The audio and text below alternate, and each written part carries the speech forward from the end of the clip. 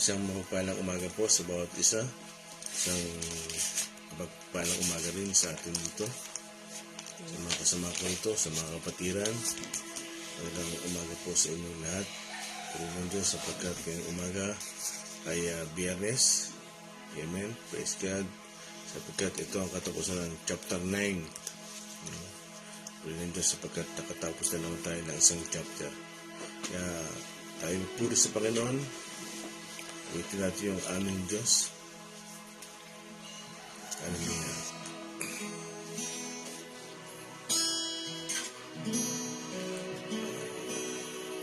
Aming Diyos na dakila, walang katulad. Diyos na walang hanggan. Sa mga panghihina, kapighatian, Diyos na kaaliwan, hindi nagkukulang, di bumibigo, Diyos na di nagbabago, isang kaibigang kagapayan, matatakbuhan. Diyos na laging nakalaan. Aming Diyos. Hallelujah. Misa pa. Aming Diyos na dakila, walang katulad. Diyos na walang hanggan.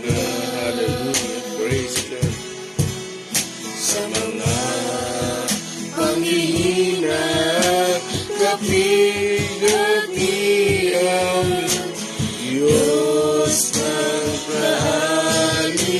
kaaliwan, hindi nagkukulang, di bumibigo, Diyos na di nagbabago, sa kaibigan, kagapayan, matatabuhan.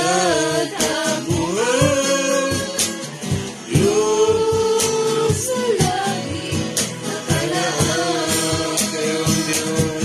Kayo, Diyos, ang aming pag-asa. Sa bawat araw, ang aming minanasa.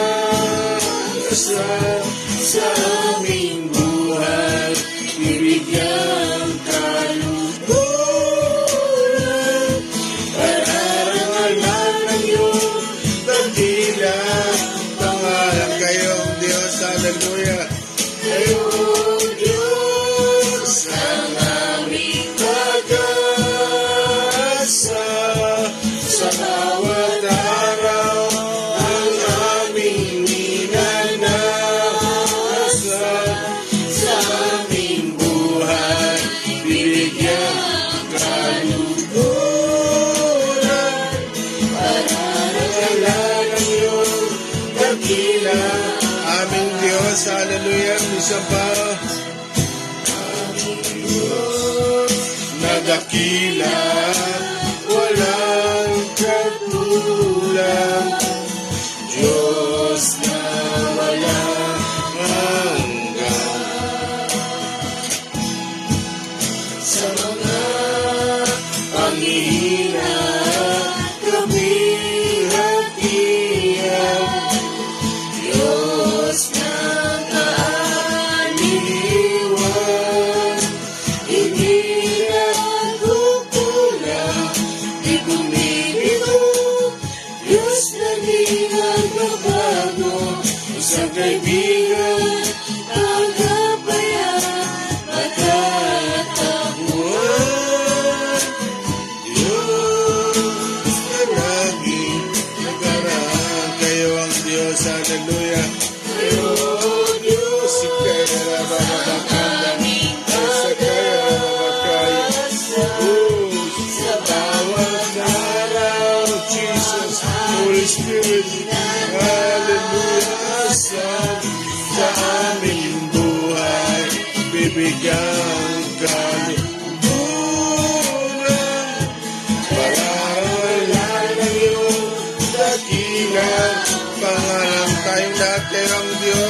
last time. Oh Diyos, kayo ang Panginoon. Yes, Lord, kayo ang aming pag-asa, Lord God. Hallelujah. ang aming minanasa sa aming buhay. Bibigyan kalungkuran, pararangalan ng iyong dakilang Pangalan, parang-alan ang dakilang pangalan. pararangalan ng iyong Dakilang pangalan, parang-alan, hallelujah. pararangalan Alam yung dakilang pangalan. Glory, hallelujah, hallelujah. Magbigay nga tayo ng parangal sa Panginoon. We praise your name. We adore you. We glorify your name, Lord God. I love you, Lord. We love you, Jesus. We love you, Father God. We love you, Holy Spirit. Oh, Jesus, kayo ang aming pag-asa. Panginoon Ama, ipuin mo ang aming puso. Lagyan niyo po ng pagnanasa. Paunawan niyo po sa amin ang iyong mga salita. Lord God, ang totoo, hindi namin maintindihan ito kung hindi niyo po bubuksan ang aming isipan at puso, ang aming mga mata. Hindi po namin maunaman ang iyong mga salita. Kaya Lord God, kayo po ang nagakda ng banal na kasulatan. Kayo rin po ang magbukas ng aming isipan at puso. Ama, malapit na kayong dumating. Tulungan niyo po kami na maunawaan namin na ang buhay ay napakahalaga.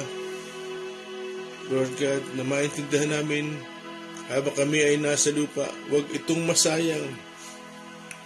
Maging kagamit-gamit ito para sa inyo sapagkat kami ay uuwi sa inyo. Lord God, kami ay mga dayuhan lamang dito sa sanlibutan ito. Hayaan niyong maunawaan namin, Panginoon, lahat ay panandalian lamang. Tulad ng hamog, Lord God, singaw.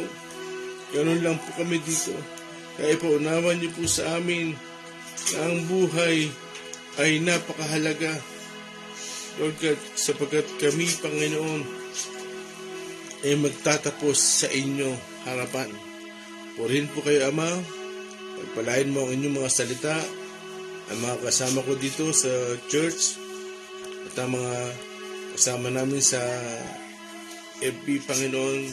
Lord God, habang kami ay nag-aaral sa pagtatapos ng John chapter 9, ay makakakuha kami ng mga revelation, mga mensahe na nagbumula sa inyo, Panginoon.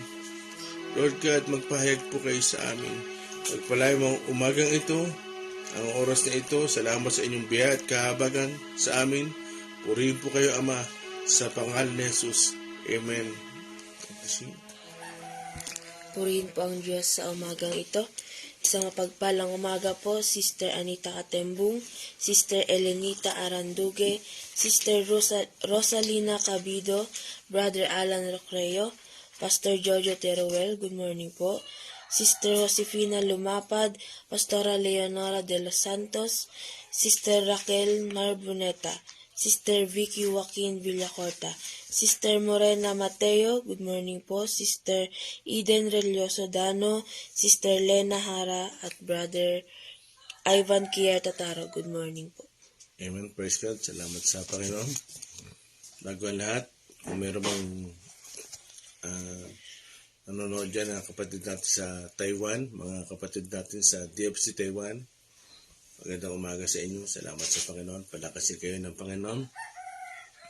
At kayo ay patuloy na gamitin ng Panginoon. Bigyan kayo ng kalakasan. Sa mga kapatid namin sa DFC Taiwan, palayan kayo ng Panginoon. At dito sa Pilipinas, at kayo ay pagpalayan din ng Panginoon. At kayo ay bigyan ng kagalakan sa inyong mga puso. Amen? Kaya sinikap ko talagang mag-umpisa ng maaga. Kasi nga, chapter 9 na ito, matatapos na. Tapos na. Kaya puri ng Diyos sapagkat muli hinayaan ng Diyos na tayo'y makatapos sa pag-aaral natin ito. Kaya ihanda nyo ang sarili nyo sapagkat chapter 10 na tayo. Yun ay tungkol sa mga tunay na pastor at tunay na tupa. Pag-aaral natin sa Lunes. Kaya tayong papatuloy na. Sister Rami, yung ating teksto. Ang text mo natin sa umagang ito, chapter 9 ng John, verses 39 to 41. At ganun pa rin po ang topic natin. I was blind but now I see, part 6. Verse 39, sinabi pa ni Jesus, naparito ako sa mundong ito upang humatol, at nang sa gayoy makakita ang mga bulag at mabulag naman ang mga nakakakita. 40, narinig ito na ilang pariseyong naroon at siya'y kanilang tinanong, ibig mo bang sabihin mga bulag kami? 41, sumagot si Jesus, kung kayo nga'y bulag, wala sana kayong kasalanan, ngunit dahil sinasabi ninyong nakakakita kayo, ang kasalanan ay nananatili sa inyo. Amen. Yes, salamat sa Panginoon. Gising na ba kayo? Mukha nga. Salamat sa Panginoon. Tayo magpapatuloy na sing. Anong oras na? 10 po. Okay. Kagaya ng ating pinagbubulay-bulayan, no? Dating bulag na nakakita at ngayon ay nagpapatotoo na. Praise God. Sapagkat dahil sa dating bulag, nahayag ang kapangyarihan ng Panginoon. At ano ang nangyayari? Tinutuligsa siya ng mga Pariseo. Okay. Mabilisan lang. Ilang araw na pinagbubulay-bulay natin ang tungkol sa dating bulag na nakakita at kung paano siya gumaling. Siya ay gumaling sa pamamagitan ng ginawang putik ng Panginoon. At dahil sa kanyang pagsunod sa Panginoon, pumunta sa Siloe at tagilamos doon, siya ay nakakita. At sa muling pagtatagpo nila ng Panginoon, nung siya ay itiniwalag sa sinagoga, sa bahay-sambahan ng mga Hudyo, ay hinanap siya ng Panginoon. No? Pag tayo talaga ay merong matinding pinagdadaanan, hinahanap tayo ng Panginoon. Kung maaari ay kinokomfort niya tayo. At doon muli siyang kinausap at sa kanyang pangalawang pagtatagpo ng Panginoon, siya ay nakakita spiritually. Nabuksan ang kanyang mga mata sa spiritual at nakita niya ang Panginoon. At ano ang ginawa niya sa verse 38? Mr. Rami, 38. Sumasampalataya po ako, Panginoon, sabi ng lalaki, at sinamba niya si Jesus. Yun. Sinasabi niya, nung muli niyang makita ang Panginoon, tinanong siya, sumasampalataya ka ba sa anak ng tao? Anong sagot niya? Anong tugon? Sumasampalataya po ako, Panginoon. Ibig sabihin, pinapasakop niya yung kanyang buhay. At tayo siyang iparating na ginagawa niyang buhay si Jesus. Sumasampalataya po ako. At anong ginawa niya? Sinamba niya ito. No? Talagang yumuko siya. Lumuhod siya at yumuko siya saan? Sa karamihan ng maraming tao. Tandaan niyo mga kapatid, nasa labas siya ng sinagoga at maraming tao doon. Maraming nakakita. Hindi siya nahiya. Lumuhod siya at sumamba sa Panginoon. Ipinakita niya sa maraming tao, no? Bagamat hindi yun ang kanyang intensyon, pero nakita ng maraming tao na dating bulag ay sumasamba sa Panginoon. Ano ibig sabihin? Pinapasakop niya yung kanyang buhay. At gusto niyang iparating, Lord, ikaw ang aking buhay. Amen? Dating bulag, ngayon ay nakakita. At ano man ang reaksyon ng mga Pariseo? Siyempre, patuloy ang kanilang pagtuligsa. Alam nyo, mula sa John chapter 5, 6, chapter 7 at chapter 8 hanggang chapter 9, patuloy na tumutuligsa ang mga Pariseo paulit-ulit na ang kanilang pagtuligsa, paulit-ulit na sila hindi makaintindi Sino nga ba ang mga pariseyong ito? Bago tayo magtapos ng chapter 9, no? Sino nga ba itong mga Paraseyo at Saduseyo? No? Kaya, dyan, inihanda ko yung mga ilan, marami pa yan, pero mga ilang katangian na mga Paraseyo at mga Saduseyo. Yung mga tagapagturo ng kautusan. Sino nga ba ito? Ano yung kanilang motibo? Ano yung kanilang katangian? Yung karakteristik ng mga Pharisees at Sadducees. Sino nga ba ito? Kaya, ang babanggitin ko na lang bago tayo matapos, tatawagin ko na lang isa-isa yung number. Ngayon, tingnan natin kung sino nga ba ito. Number 1.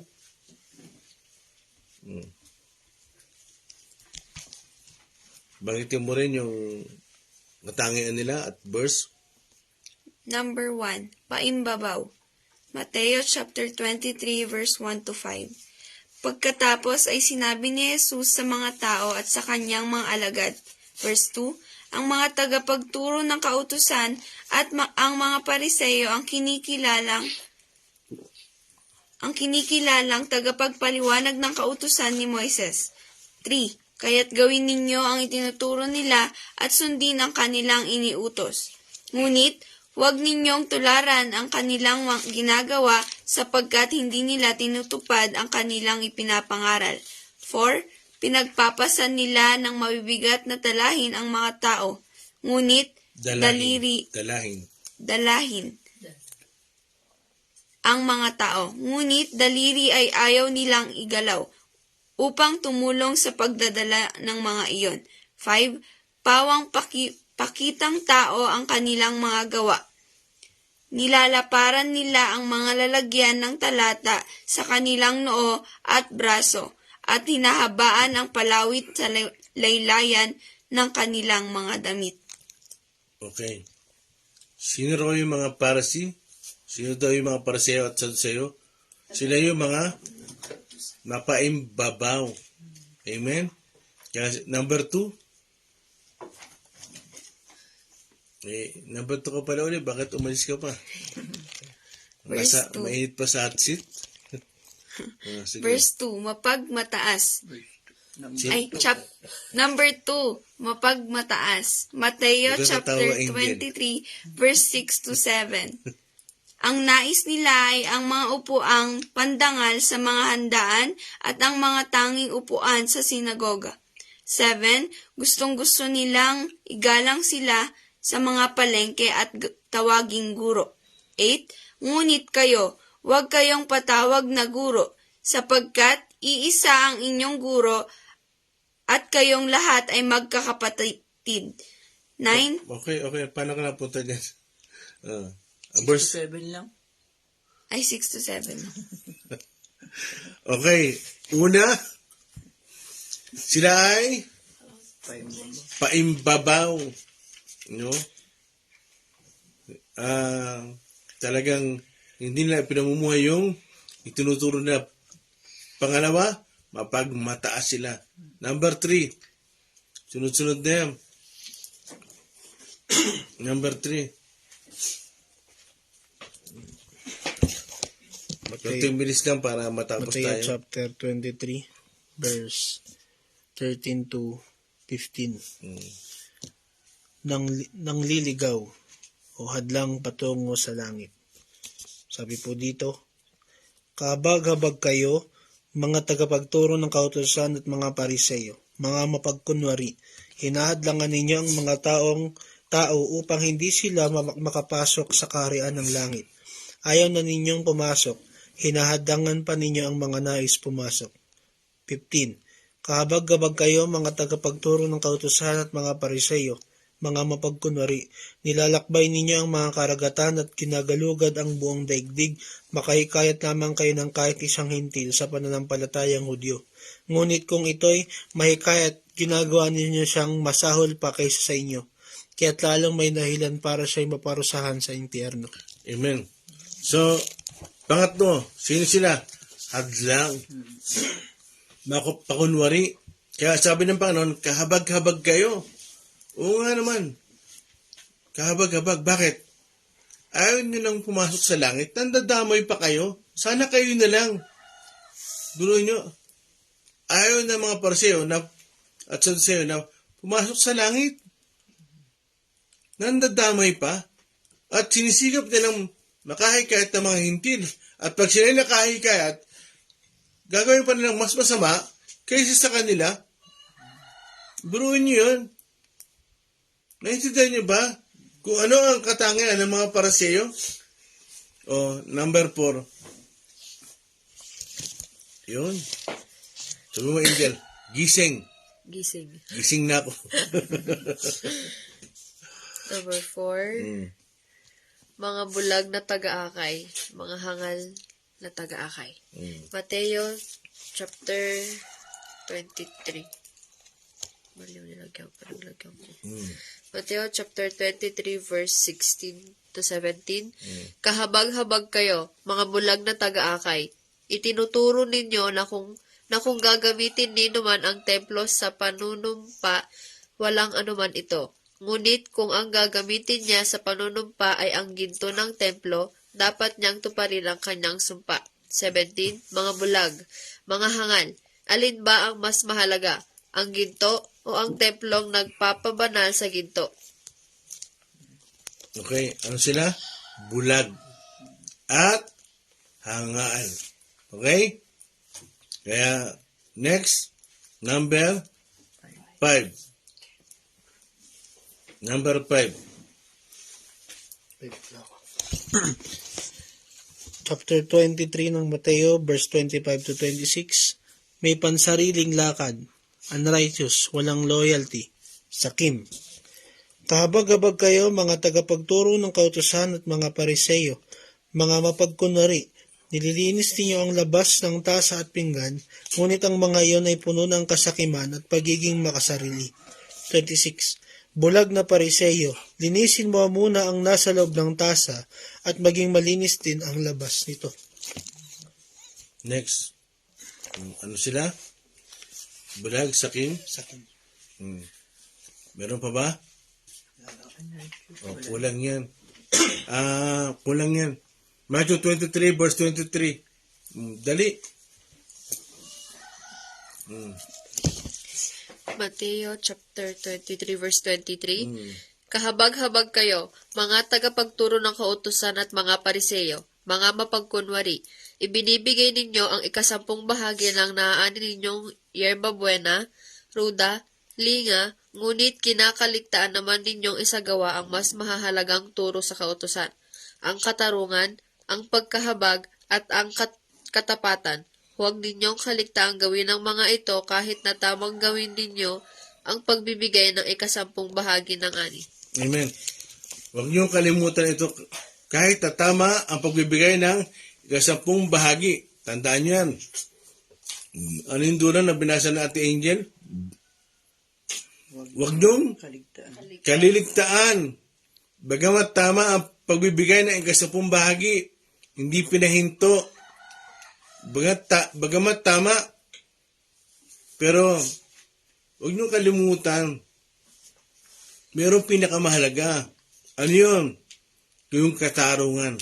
Ibig sabihin, walang katarungan sa kanila. Laging pang sarili. Kabig. Puro sa kanila.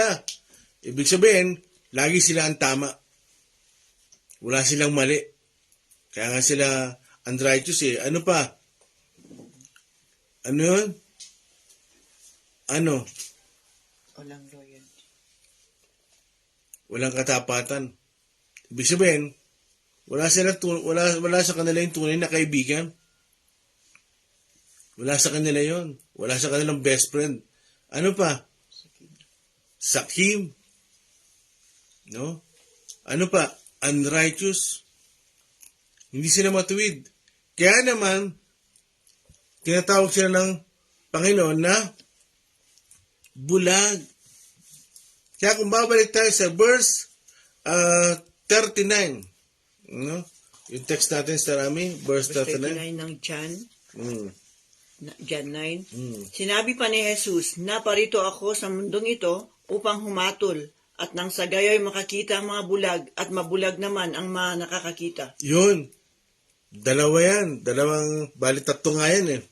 Nagparito ang Panginoon para daw siya ay humatol. Siya lang ang may karapatang humatol.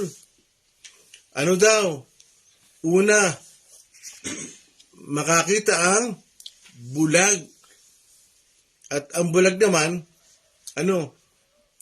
At ang mga nakakita naman ay mabulag. Ulitin natin para hindi nakakalito. Ano yung una? Makakita ang mga bulag. Yung makakita ang mga bulag. Marami. Tingnan mo nga kung may mga. Opo. Plural, marami. Hindi lang isang bulag ang makakita. Ibig sabihin, marami siyang pagagalingin. Kaya mga yan, makakita daw yung mga bulag. Tapik-tapik lang. Gising bulag. Baka inaantok ka. Kaya, yung pangalawa, ano yun? At yung nakakita ay mabulag. Bakit? Una, ang gustong sabihin ng Panginoon sa mga Pariseo, inaamin nyo na kayo ay nakakita. Inaamin nyo na kayo ay matuwid. Lagi nila sinasabi na, di ba, sabi nila sa dating bulag, tuturuan mo pa kami. Sa verse 34, sa namin pakabanggit. Verse 34. Sumagot sila, ipinanganak kang makasalanan at ngayon nais mo pa kaming turuan? At siya'y kanilang itiniwalag. Tuturuan mo pa kami? Ipinanganak kang makasalanan? Alam niyo mga batid, hindi totoo yan. Yung mga bata, walang kasalanan yan. Maliban dun sa mga minanang kasalanan. Yung simple nature. Kaya nga ang Panginoon, namatay sa kusang Kalbaryo para yung simple nature natin ay tubusin, bayaran. Amen? Kaya ang mga bata, pag pinapanganak yan, alam nyo, wala silang kasalanan, wala silang muwang pagdating sa kasalanan. Kaya ang Panginoon, sinigurado niya na tapusin ang lahat para yung mga ipinanganak sa mga generation from generation ay bayad na. Kaya hindi sila nagkakasala. Kaya talagang, alam mo, mapalad tayo dahil yung mga pinanganak ngayon ay talagang titiyak natin na sila ay hindi nagkakasala. Walang kasalanan. Kaya nagkakamali yung mga Pariseo. Ipinanganak ang makasalanan. Meron ba pinapanganak ng makasalanan? Maliban yung minan nating kasalanan kay Eva at Adan. Pero, yan ay tinubustan ng Panginoon. Kaya, ang mga bata, pag pinapanganak, pinapanganak sila, ay talagang, di ba sabi ng Panginoon, maging tulad kayo ng isang bata. Sapagkat ang kahayaan ng Diyos ay natutulad sa kanila. Kaya, dyan sa verse 39 ng John chapter 9, ay talagang sinabi ng Panginoon na sinasabi nyo na nakakita kayo.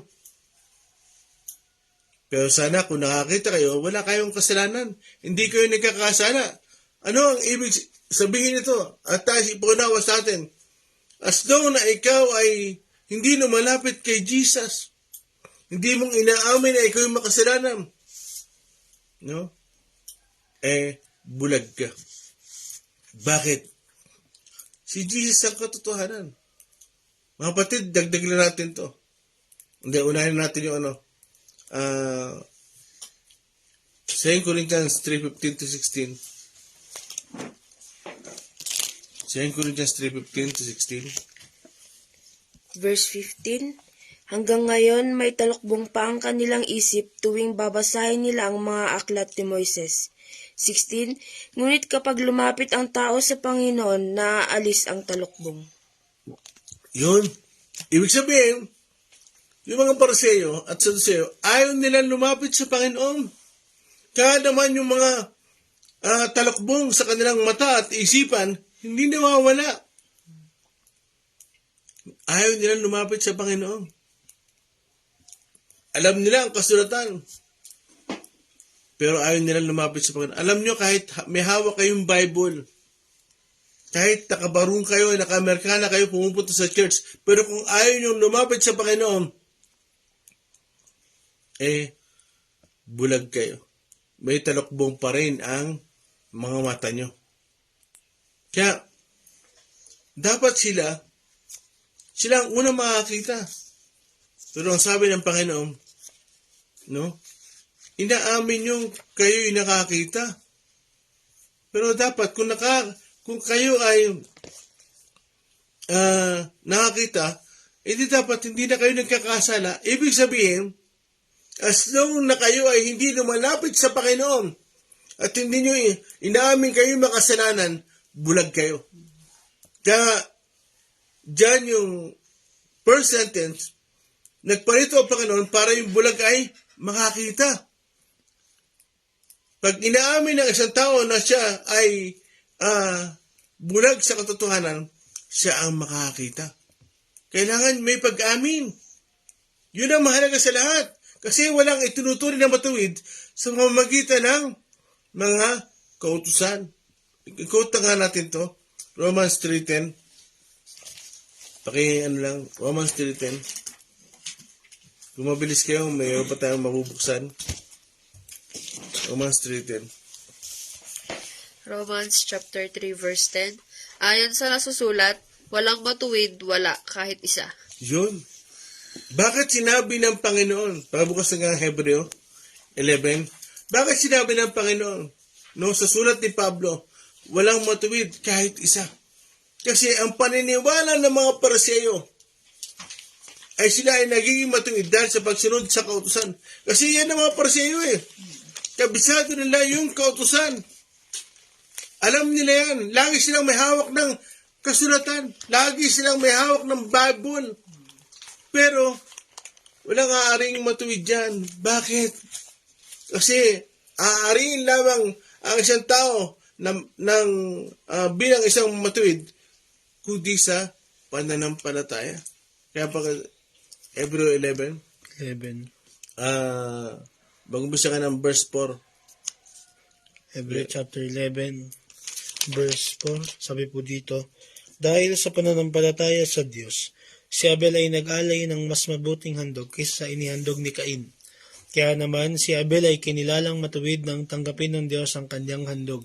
Kahit patay na siya, nagsasalita pa siya sa pamamagitan ng kanyang pananampalataya sa Diyos. 5. Dahil sa pananampalataya sa Diyos, si Enoch ay hindi nakaranas ng kamatayan. Hindi na siya nakita sapagkat kinuha siya ng Diyos. Sinasabi sa kasulatan na si Enoch ay naging kalugod-lugod bago siya kinuha ng Diyos. 6. Kung hindi tayo sumampalataya sa Diyos, hindi natin siya mabibigyan ng kaluguran sapagkat ang sinumang lumalapit sa Diyos ay dapat sumampalatayang may Diyos na nagbibigay ng gantimpala sa mga nananalig sa Kanya. Amen. Kala ko ba, walang matuwid kahit isa, sabi sa Romans 3:10. Bakit yung sa Hebreo 11? May tinatawag na matuwid. Si Abel, si Enoch, naging kalugod-lugod sa Panginoon. Si Abraham, tinawag na matuwid sa Bible. Si Noe, tinawag na matuwid sa Bible. Anong ibig sabihin? Ibig sabihin, walang aaring ganap o matuwid sa pamamagitan ng kanilang mga gawa o pagsunod sa kautusan. Bakit? Aariin lamang tayong matuwid ng Panginoon kung tayo'y lalapit sa Panginoon at aminin natin tayo'y makasalanan kung tayo'y mananampalataya kay Jesus. Kaya aariin tayong matuwid, mga kapatid. Yan ang nais sabihin ng Panginoon diyan. No? Walang aariing matuwid sa pamamagitan ng paggawa ng mabuti. Ano yun? Yung pagsunod sa kautusan. Maganda ang kautusan. Banal yan. Pero, hindi na tayo dyan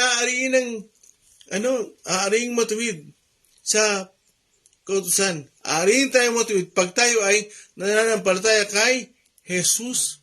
Romans 1:16. Singitan natin to bago tayo magbukas sa John 5:39. Romans 1:16.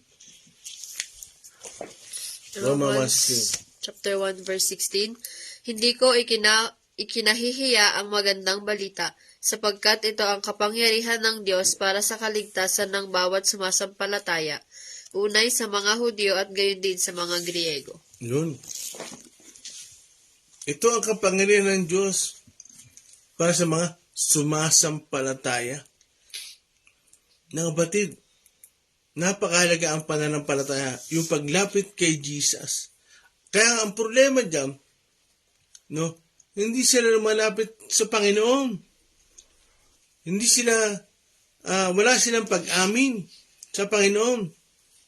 Kaya naman talaga naman, ituturing sila ng kasulatan na bulag. Hindi nakakita.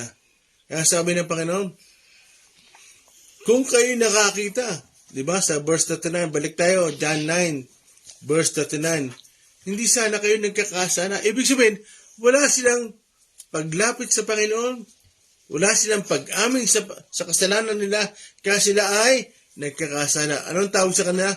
Bulag. Di ba? Alam nila, pag ikaw ay may kapintasan, pag ikaw ay may kasalanan, nagkakasala ka. Yan ang alam ng mga Pariseo eh. Kaya sabi ng Panginoon, kung kayo nakakita, di dapat hindi kayo nagkakasala. Amen? Kaya nagparito ang Panginoon. Ano sabi doon sa 39? Nagparito ang Panginoon. Para mga bulag ay makakita. Yung mga lalapit sa Panginoon at aaminin sila ay makasalanan. Makakita sila. Bakit? Si Jesus ang katotohanan. Siya ang nagpapagaling. Amen? Ang unang gustong pagalingin sa atin ng Panginoon, yung ating mga spiritual eyes, mga kapatid. Kaya verse 40. Verse 40 ng John 9. Narinig ito ng ilang Pariseyong naroon at siya kanilang tinanong, ibig mo bang sabihin mga bulag kami? Yun. Ibig mo bang sabihin, sabi sa Panginoong Jesus, mga bulag kami, anong senaryo yan? Mga kapatid, anong tagpo yan? Yan yung tagpo na yung dating bulag ay lumuhod sa Panginoon at sumamba. Sa verse 38, balik ulit tayo dyan. Verse 38, sumasampalataya po ako, Panginoon, sabi ng lalaki, at sinamba niya si Jesus. Yun. Sa karamihan ng mga tao, sa harapan ng mga Pariseo, hindi na hiya yung dating bulag at siya ay sumamba. Mga kapatid, gusto ko ipanawa sa lahat, as long na hindi mo kinikilala si Kristo, hindi mong inaamin na ikaw makasalanan, ibig sabihin, para ka ring bulag. Kaya sabi ng mga Pariseo, sa tingin mo, bulag kami. Bulag siya sa katotohanan. Kasi si Kristo ang katotohanan. Verse 41 sa amin. Verse 41, sumagot si Jesus, kung kayo nga'y bulag, wala sana kayong kasalanan. Ngunit dahil sinasabi ninyong nakakakita kayo, ang kasalanan ay nananatili sa inyo. Yun. Dahil sinasabi nyo, nakakakita kayo, kaya ang kasalanan nananatili sa inyo. Yan ang lagi sinasabi ng mga Pariseo. Kaya inukat natin yung mga katangian ng Pariseo. Kaya dito kailangan maintindihan natin. Kung tayo ay hindi lalapit sa Panginoon, hindi natin aamin yung ating mga pagkakamali. Hindi tayo makakakita, mga kapatid. Nakagawa niyo ba ako? Kasi nagparito ang Panginoon para makakita yung mga tao. Yan ang sinasabi diyan. Kaya, John 5:39. John 5:39. John chapter 5 verse 39. Sinasaliksik ninyo ang mga kasulatan sa paniwalang doon ninyo matatagpuan ang buhay na walang hanggan. Ang mga kasulatang iyan ang nagpapatotoo tungkol sa akin. Yun. Ang mga kasulatan na yan ang nagpapatotoo sa akin. Sinasaliksik nila yung mga kasulatan, John 5:39. Akala nila, doon nila matatagpuan yung buhay na walang hanggan. Mga kapatid, yung buhay na walang hanggan, no? Bumaba mula sa langit. Yung nagbibigay ng buhay na walang hanggan. Siya yung buhay na walang hanggan, mga kapatid. Sinasaliksik ng mga Pariseo yung kasulatan. Akala nila doon na makikita yung buhay na walang hanggan. Kaya naman, ang mga Pariseo, tinatanggihan nila ang Panginoon. Ayaw nila lumapit sa Panginoon. Marami bang ganyan ngayon? Marami bang ganyan ngayon sa panahon natin? Opo. Marami may hawak ng Bible. Nagpe-pray din. Marami pumapasok sa simbahan. Pero, hindi nila inaaming sila'y makasalanan. Hindi nila kinikilala ang Panginoon.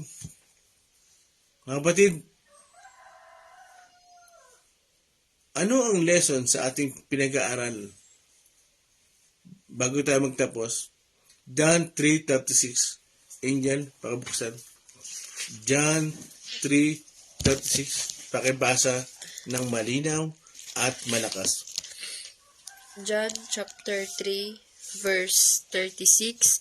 Ang sumasampalataya sa anak ay may buhay na walang hanggan. Ngunit ang hindi sumusunod sa anak ay hindi magkakaroon ng buhay. Sa halip, mananatili sa kanya ang puot ng Diyos. Yun, mga kapatid. Ang sumasampalataya sa anak ay may buhay na walang hanggan. Ang hindi sumasampalataya, mananatili sa kanya ang puot ng Diyos. Yun na yun. Mga kapatid, ano ang makukuha nating lesson sa ating minasa? Number 1, lumapit tayo sa Panginoon. Number 2, aminin natin tayo ay makasalanan. No? Number 3, gawin natin si Jesus ang ating buhay. Gagaya ng bulag. Number 4, lalaya tayo. Anong ibig sabihin? Pag tayo ay hindi lumapit sa Panginoon at hindi natin inamin na tayo makasalanan at hindi tayo nanampalataya sa Kanya at hindi natin ginawang buhay si Jesus, hindi tayo lalaya. Anong ibig sabihin? Nakabilanggo pa rin tayo. Saan tayo nakabilanggo? Sa kasalanan. Mga kapatid, anong ibig sabihin? Bulag pa rin tayo. Kung babalik tayo sa verse 38, sinamba ng bulag ang Panginoong Yesus. Maraming ganyan ngayon. Hindi kinikilala ang Panginoon. Hindi si Jesus ang kanilang buhay. Mga kapatid, si Jesus hindi parte ng buhay natin. Siya ang buhay natin, mga kapatid.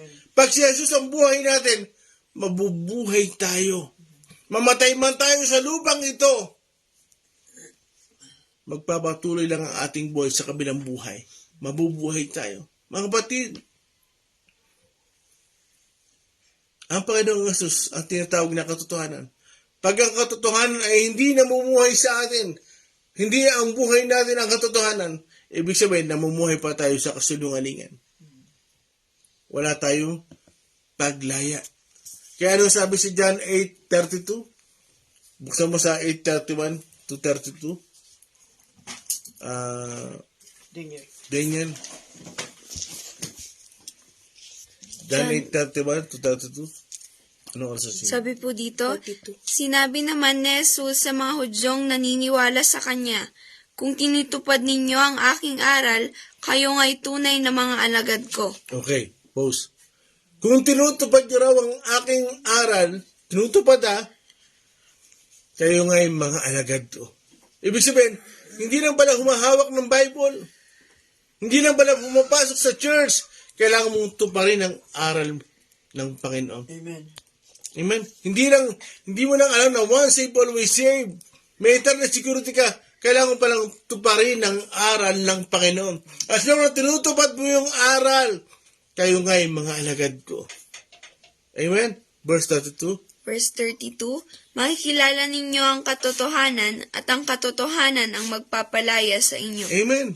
Kaya yung katotohanan, makikilala mo as long na ikaw ay lumalapit sa Panginoon, nananampalataya sa Panginoon, siya ang ginagawa mong buhay, ang katotohanan nananahan sa iyo. At pag nananahan sa iyo ang katotohanan mo, ano sabi sa John 8:44? Ang sabi doon, ang diablo ang inyong ama. Di ba? Hindi na yun ang magiging ama ninyo. Ang inyong ama ay ang Diyos. Bakit? Nananahan na sa iyo yung katotohanan eh. Kasi ang diablo, siya ang ama ng kasinungalingan. Kaya pag talagang ikaw ay nabuksan ang isip mo, nabuksan ang mata mo, nabuksan ang puso mo, na kapatid, mula sa diablo, nagpalit ka na ng ama. Ang Diyos na ang iyong ama. Ikaw na ngayon ay namumuhay sa katotohanan. Anong ibig ko sabihin? Lumaya ka na. May paglaya ka na. May kalayaan ka na. Pinalaya ka na sa pagkabulag, mga kapatid. Gising tayo. Baka mamaya pumapasok na tayo sa church pero bulag pa rin tayo. Maraming ganyan ngayon. May hawak ng Bible. Nagpe-pray din naman. Na kapatid, ang pagpunta sa church, 2 oras lang yan. Pero, yung araw ng ating buhay, kamusta tayo? Ano tayo? Anong klaseng Kristiyano tayo pag wala sa church? Ano ba? Anong Kristiyano tayo pag wala sa church? Yan ang ibig ko sabihin. Nabubuhay ka ba sa katotohanan? Si Jesus pa talaga ang buhay mo? Amen? 36 Daniel. 36, nasan ka na? Oh. Verse 36 po ng John 8. Kayo'y tunay na lalaya kapag pinalaya kayo ng anak. Okay. Kayo'y tunay na lalaya pag pinalaya kayo ng anak.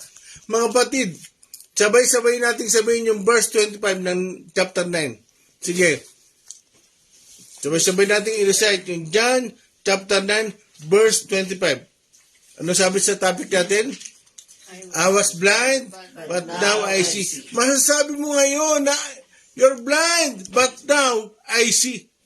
Mga kapatid, pag ikaw ay lumaya, at totoong lumaya, masasabi mo, I was blind, but now I see. Amen. Amen? Hindi pumapasok ka lang sa church. May hawak ng Bible. Kahit may hawak ang Bible, kung hindi mo naman ginagawang buhay si Jesus, bulag ka pa rin. Gawin natin buhay si Jesus. Ano sabi ni Pablo? Ang buhay ko si Jesus at ang matay ay pakinabang. Dito po ako magtatapos. Galatia 2:20. Sir Gadi, Galatia 2:20. Pakibasa naman ako. Dito ako magtatapos, mga kapatid. Anong oras na sin? 46. Aawit na tayo. Galatia 2:20, hindi na ako ang nabubuhay ngayon, kundi si Kristo na ang nabubuhay sa akin. Okay, pause lang. Ano sabi dyan? Hindi na ako ang nabubuhay ngayon, kundi si Kristo na ang nabubuhay sa akin. Siya na ang ating buhay, mga kapatid. Hindi siya parte ng buhay natin.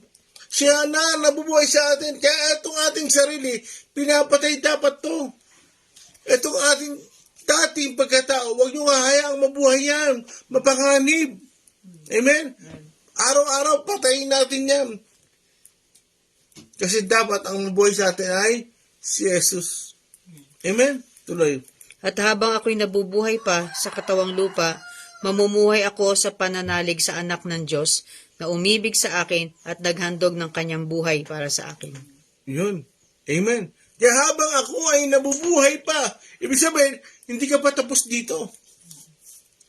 Mananatili akong mananampalataya sa Panginoon dahil siyang umibig sa akin at nagbigay ng buhay sa akin. Ngayon ang tanong ko, sino ang buhay nyo? Ha? Lakasin nyo nga. Sino ang buhay nyo? Amen. Si Jesus ang ating buhay. Kagaya ng isang dating bulag, nung nakakita siya, ginawa niyang buhay ang Panginoon. Sinamba niya ang Panginoon at gusto niya sasabihin sa Panginoon, Panginoon, nagpapasakop ako sa iyo. Susunod ako sa iyo. Ikaw ang aking buhay. Kapatid, hindi siya nahiya. Kaharap niya yung mga Pariseo, kaharap niya yung maraming tao, hindi siya nahiya. Kaya ngayon, pag ikaw ay hindi mo kinikilala ang Panginoon, pag hindi mo sinasamba si Jesus, pag hindi siya ang buhay mo, pag hindi ka nananampalataya kay Jesus, Isa lang ang tawag sa'yo. Bulag ka. Kaya tayo mga kapatid, isang hamok ko na ngayon ay nakakita na.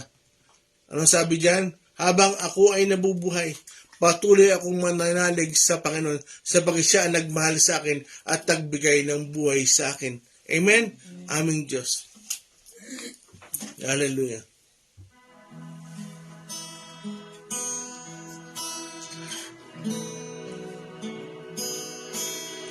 Aming Diyos na dakila at walang katulad, Diyos na walang hanggan. Sa mga pangina kapigatian, Diyos ng kaaliwan, hindi na kukulang. Starkati, di bumibigo, Diyos na di mabago, isang kaibigan, kagapay at matatakbuhan. Diyos na lagi Galaan kayo ang Diyos. Hallelujah. Kayo ang Diyos. Sikiya na babag kayo.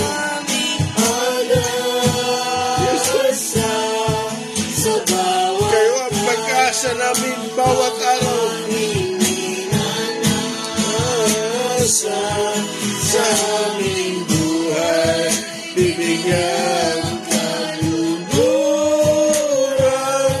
Pararangalan ng iyong dakila.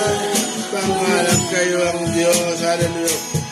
Kayo, Diyos, ang aming pag-asa. Sa bawat araw, ang aming inanasa. Sa aming buhay, bibigyan ka luguran. Pararangalan na iyong dakila. Pangalan kayo ang Diyos. Hallelujah. Kayo, Rabababakaya, aming pag-asa Diyos sa bawat araw, ang alon ng tayo mo kami, Panginoon. sa aming Gamitin mo kami, Panginoon, upang magpatotoo, Panginoon. pararangalan ng iyong Dakila kayo ang Diyos for the last time. Hallelujah.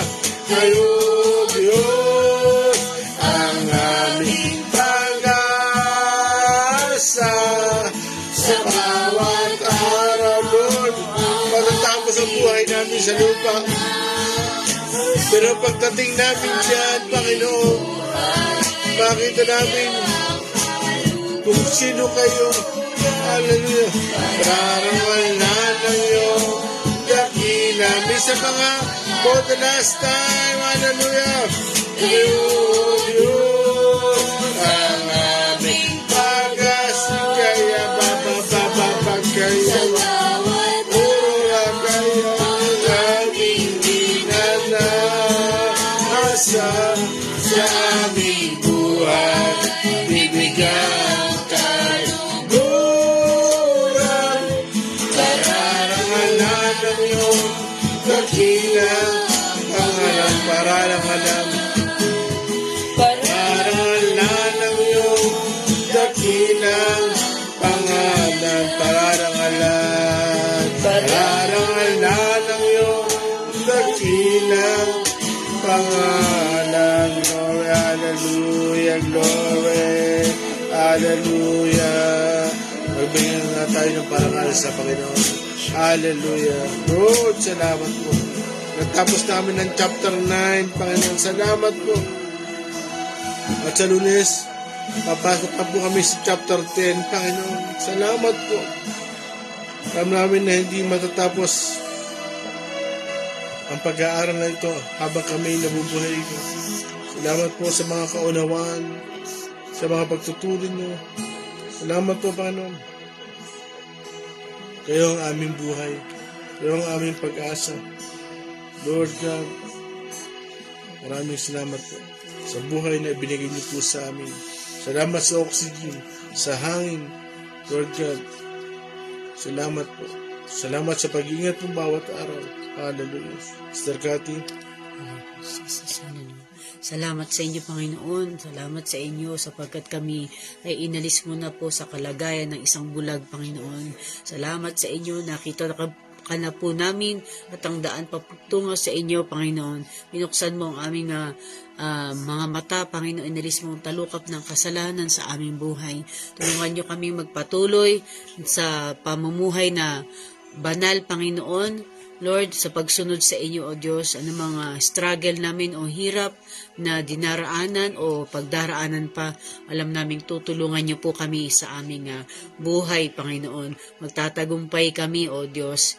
At Lord, ano man yung naitanim sa amin nung kami mga bata pa, na hindi po iyon ang katotohanan. Tulungan niyo kami, Panginoon, masaliksik ito or maalis na ito sa amin, Panginoon, at ikaw na ang sumakop sa aming buong buhay, Panginoon. Salamat sa tulong ninyo, O God. Salamat, Panginoon, at meron kaming pag-asa sa buhay. Meron po kaming kalayaan. Malaya na po kami, Panginoon. Salamat sa iyo. Tulungan niyo na lang kaming maging tapat, Panginoon. Sa araw-araw, huwag naming sayangin ang sakripisyong binigay niyo sa amin, kundi kami makasunod sa inyong kalooban sa bawat araw, Panginoon. At kung meron pa kang makikita sa amin na bahagi ng aming buhay na nais ninyong linisin, Lord, bukas kami sa inyo, Panginoon. Sinusuko namin ang aming buhay sa inyo. Baguhin niyo kami, linisin niyo kami. Lord God, nais naming makasama sa inyong piling, Panginoon. Salamat sa inyo, O Diyos. Salamat sa inyo. Hindi rin namin aangkining masigit kami sa mga Pariseyo o sa mga Saduseyo. Lord, kami, Panginoon, lumalapit sa inyo, nagpapakumbaba. Lord God, hindi kami magtuturo ng aming daliri. Tulungan niyo kami, linisin niyo kami, Panginoon. Linisin niyo kami ng patuloy, O Diyos. Salamat sa inyo, Panginoon. Sa inyo kami nagtitiwala, Panginoon, sa aming buhay. At alam namin lahat ng aming pangailangan ay inyo pong inaabot, Panginoon. Hallelujah. Salamat sa inyo. Patuloy niyong samahan ang aming tagapagturo. Kayo pong patuloy na gumawa sa kanyang buhay, Panginoon. At ang nais niyo pa, Panginoon, ay mangyari sa kanya. Sa inyo pong papurit pa sa salamat. Ito pong aming dalangin sa pangalan ni Jesus. Amen. Good morning po, Sister Luz Claudio, Pastora Mary Chris Claudio, Gina Yen, Sister Cherry Pimentel, Brother Ude Velasco, Rizaldin Perez, Brother Julius Sales, kumusta sa inyo? Luisita Tuason, Faustina Puentes, Aquino Raymar, Kuya Matlanga, JC Gardose, Ate Isabel, Sister Telma Dawson, Ate Twinkle, Len Sales, Pastor June Kaplak, JD Salarda, Gilbert Maristela Magpantay. Magandang umaga po sa inyo at bukas sa Lunes po muli.